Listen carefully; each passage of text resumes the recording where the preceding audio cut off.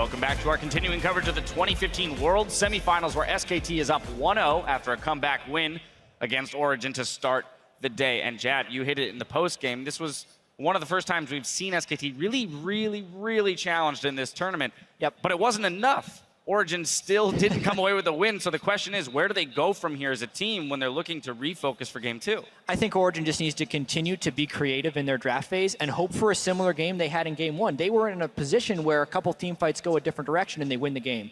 I really like what they did in the draft phase because there are two specific subsets of champions that you can starve in the draft phase right now. Junglers and the OPs right now. So unless SKT is willing to play the same red side game that SKT did last game, they're going to get the same thing, or they're going to get one of the starved champion pools pick the litter.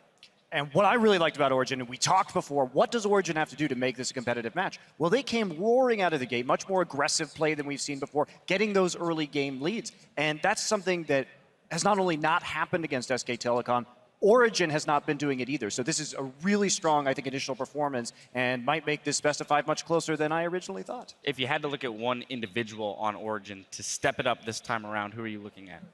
I have to say amazing. I think he got caught out in some of the later team fights and was playing a bit risky as to how he was checking around vision. And he does need to do, I think, a lot more. And I'm also concerned about the low amount of pressure he put out in the early game in that last one, as well as the presence around Soaz in the top side. Yeah, if you watch his early game, he sent both of his extremely farm-heavy paths ended up bot lane while the Tristan was pushing. I understand you have to save that lane, but this is during top lane's fiasco of he burns TP and flash. So I think they're still not understanding where he needs to be at all times, like where the most efficient pathing is for him.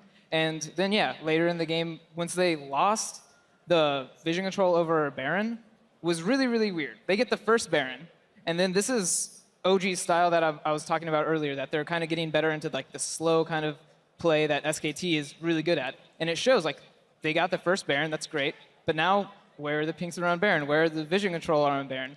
The next thing that happens is SKT just sets up camp around Baron and continually catches Origen trying to come back in.